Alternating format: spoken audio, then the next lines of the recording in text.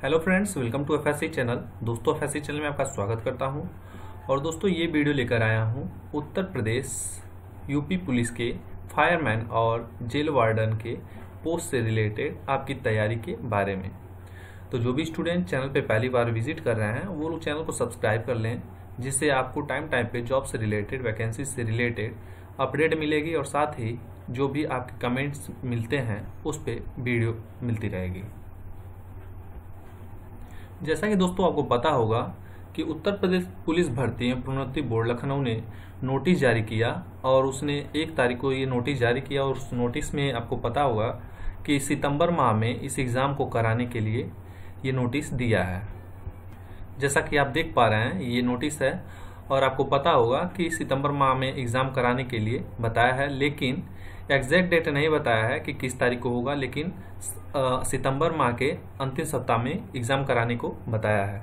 तो दोस्तों, इस 3 महीने के टाइम में किस तरह से आपको प्रिपरेशन करना है, इस बात का आप विशेष रूप से इन जो बताए जा रहे हैं बातों को ज़रूर सुनिएगा और ध्यान दीजिएगा।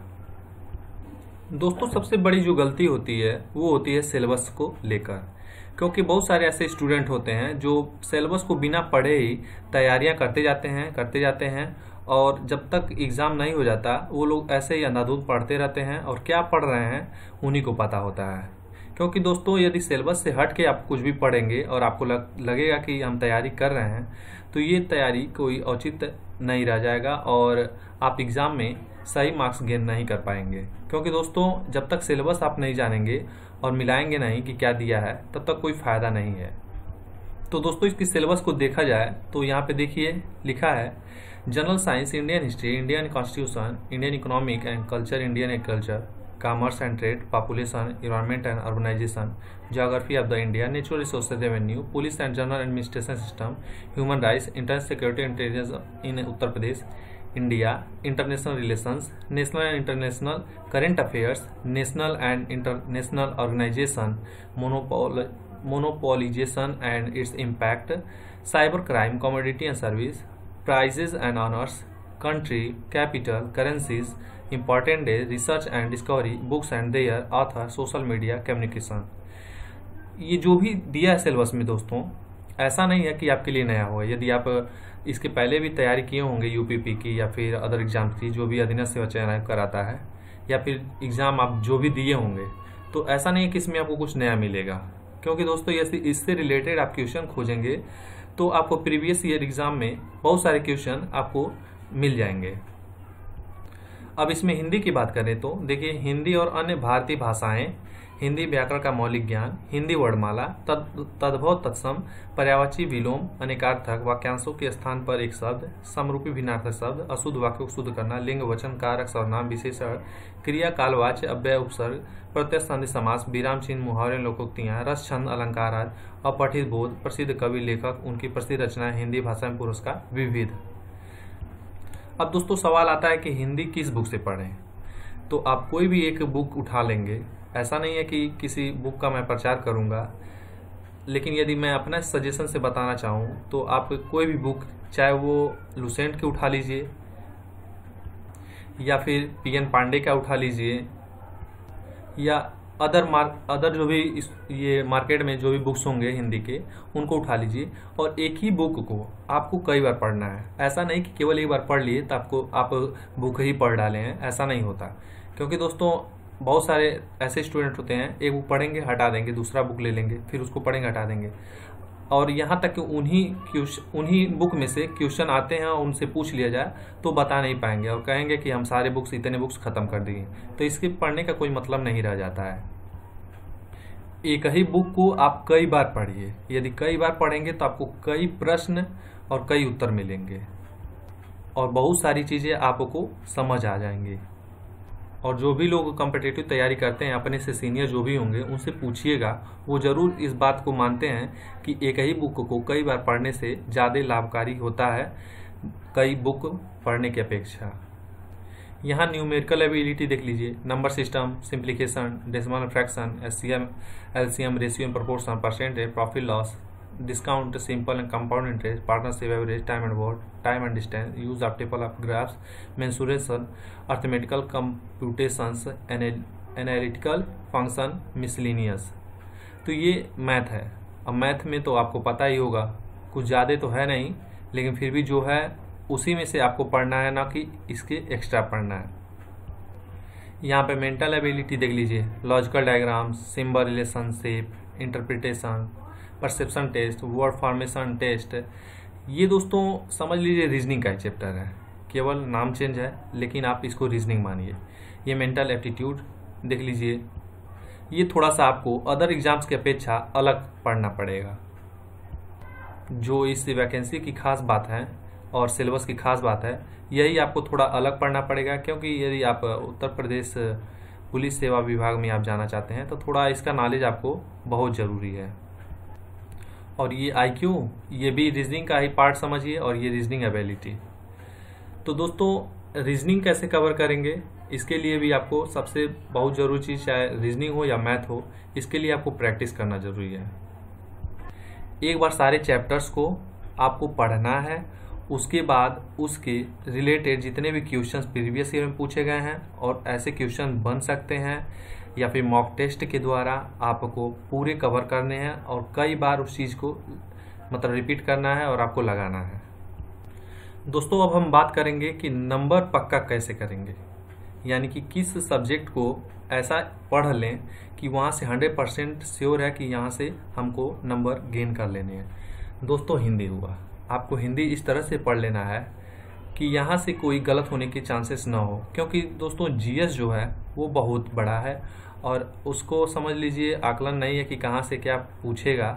क्योंकि दोस्तों हो सकता है कि यदि आप ये बुक्स एंड देयर ऑथर्स दिया है तो इसके प्रीवियस ईयर आप पढ़ लिए और करेंट में भी पढ़ लिए, लेकिन आप नए बुक्स के बारे में नहीं जानते हैं और आप न्यूज़पेपर के माध्यम से नहीं देखें और इस एग्ज़ाम में पूछ लिया, तो आप नहीं कर पाएंगे। लेकिन यदि हिंदी की बात करें तो ये बधा बधाया हुआ है, आप इसको यदि तैयारी कर लेते हैं तो इसमें गलत होने के चांसेस कम हो जाते हैं और अच्छे मार्क्स भी कवर कर लेंगे। उसी तरह आपके मैथ हुए और रीजनिंग हुए, इन सब्जेक्ट में भी आपको जितना प्रैक्टिस करेंगे, जितने ज़्यादा क्वेश्चंस लगाएंगे, उतना ही आपके लिए बहुत बेनिफिट होगा। तो दोस्तों ये रहा पूरे सिलेबस के बारे में कैसे कवर करना है। अब सबसे बेहद ज़रूरी बात ये है कि आपको प्रिपरेशन कैसे करना है। देखिए पहली topic, first have to go through the detail syllabus. ये तो हो गया, सिलेबस आपको किस तरह से कवर करना है, बुक्स, नोट्स, ये सारी चीज़ें आप खुद ही पता करेंगे कहाँ से लेना है। हालांकि आप बुक्स जितना खरीदेंगे उतना सही रहेगा, नोट्स की अपेक्षा। नोट्स मिल जाते तो और बेहतर है, लेकिन जल्दी नोट्स नहीं मिलते हैं, क्योंकि किसी के पास होता है तो देता भी नहीं है। मुझे ऐसा खुद ही पता चल गया है, क्योंकि दोस्तों कोई भी स्टूडेंट होता है और अपना नोट्स बना लेता है तो शेयर नहीं करना चाहता है, और यदि आपका कोई खास मित्र है तो ज़रूर शेयर करेगा। तो इस तरह से आप बुक्स और नोट्स तैयार कर लें और make a preparation time table and schedule. आप एक टाइम टेबल बनाइए कि कितने घंटे मैथ पढ़ना है, कितने घंटे रीजनिंग कवर कर लेनी है, हिंदी पे कितना टाइम देना है। उसके बाद यहाँ पे देखिए इस बात को लिखा हूँ, cover each and every topic in depth, यानी गहराई से पढ़ना है आपको। सबसे बड़ी चीज़ ये है कि आप जैसे प्रीवियस ईयर पेपर देख रहे हैं तो उसके जो ऑप्शन होते हैं उससे रिलेटेड भी आपको क्वेश्चन तैयार कर लेने हैं। कि मतलब मान लीजिए क्वेश्चन कुछ पूछा है और उसके ऑप्शन दिए हैं तो सही उत्तर तो होता ही है, लेकिन उसके ऑप्शन से रिलेटेड भी क्वेश्चन पूछ सकता है एग्जाम में। रिवाइज एवरी सब्जेक्ट्स रेगुलरली, आप जो भी पढ़ते हैं उसको रिवाइज जरूर करेंगे, क्योंकि दोस्तों एक बार पढ़ने से, 2 बार पढ़ने से नहीं, रिवाइज करने से एग्ज़ाम में हाल में लाभ होता है और आप ऑप्शन देखते ही ऑटोमेटिक वो ब्लिंक करने लगेगा कि हाँ ये सही है, और आप कंफ्यूज नहीं होंगे। क्योंकि दोस्तों एग्ज़ाम टाइम में आप ऑप्शन देखते हैं तो उसी में कंफ्यूज रहते हैं, ए है कि बी है कि सी है, और ऐसे में आप सही उत्तर न करके गलत पे टिक करके चले आते हैं और ऐसा लगता है कि ये पढ़ा हुआ था और गलत करके चला आएगा। अब solve previous year question paper and sample papers, ये तो आपको बताया कि आप previous year practice model papers, mock test paper and joint test series as much as you can. तो ये भी बहुत बड़ी चीज़ है कि मतलब मॉक टेस्ट आप जितना मतलब टाइम ड्यूरेशन लगाएंगे तो उससे आपको पता चलेगा कितने टाइम में आप कवर कर ले जा रहे हैं और आपकी एक्यूरेसी कितनी है, कितना आपका सही हो रहा है। स्टार्टिंग में आप यदि प्रैक्टिस करेंगे तो बहुत सारे क्वेश्चंस गलत होंगे, तो उससे आप घबराइएगा मत, उसको आप सुधारिएगा। Do not get panics and prepare very relax mode. आप पैनिक मत होइए और बहुत ही आनंद तरीके से रोचक बना के टॉपिक को पढ़िए। Take proper rest and sleep. आप रेस्ट लीजिए, सोइए। टेक गुड फूड, अच्छा भोजन करिए। और ये जो लास्ट पॉइंट है पूरा लिखा नहीं है, do not try to prepare last time. आप ऐसा नहीं कि आप अरे एग्ज़ाम रह गया है, हम अगले महीने कवर कर लेंगे, अभी बहुत टाइम है, ये गलती कभी मत कीजिएगा। आप भले ही 2 ही घंटे पढ़िए, लेकिन डेली पढ़िए। सबसे बड़ी चीज़ ये होती है, क्योंकि दोस्तों जब आप इस तरह से करेंगे तो आपका रिवीजन भी होगा, सिलेबस भी कवर एक तरह से टाइम पे हो जाएगा और एग्ज़ाम में गलत होने के चांसेस ख़त्म हो जाते हैं। आप क्वेश्चन एक्यूरेसी के साथ कंप्लीट कर लेंगे। तो दोस्तों ये रहा टोटल जो भी सुझाव थे हम हमारे द्वारा तैयार किए गए। यदि आपके मन में कोई डाउट हो तो आप कमेंट बॉक्स में ज़रूर पूछें, उसको अगली वीडियो में ज़रूर बताया जाएगा। और दोस्तों अंतिम रूप में यही कहना चाहूँगा कि आप डेली पढ़ाई करिए, चाहे भले ही 2 ही घंटे 3 ही घंटे पढ़िए, लेकिन डेली करिए और ड्यूरेशन बढ़ाते रहिए। क्योंकि दोस्तों अभी से तैयारी करेंगे तो एग्ज़ाम टाइम में पूरी चीज़ें कवर हो जाएंगी और आपको रिलैक्स महसूस होगा। ऐसा नहीं लगेगा कि हमें पहले से ही पढ़ना चाहिए था। दोस्तों आपको वीडियो अच्छा लगे तो आप लाइक्स और कमेंट कीजिए और बताइए अपने सुझाव। तब तक के लिए धन्यवाद दोस्तों। Take care, bye bye.